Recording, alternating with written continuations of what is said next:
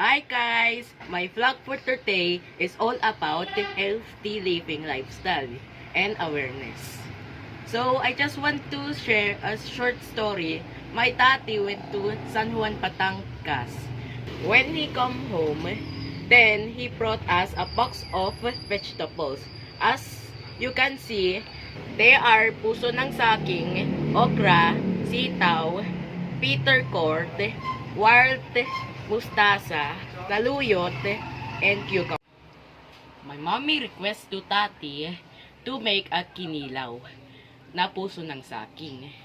And tati also make an alternative patties also from puso ng saging. Then mommy cook a dish also known as pakpet, a traditional food of Ilocano. I love to eat and try the food dish that my mommy and daddy prepared for our meal. My daddy tells us to skip to eat a pig meat for now, for the safety of our family, due to the African swine fever or ASF, that is highly contagious viral disease of pigs.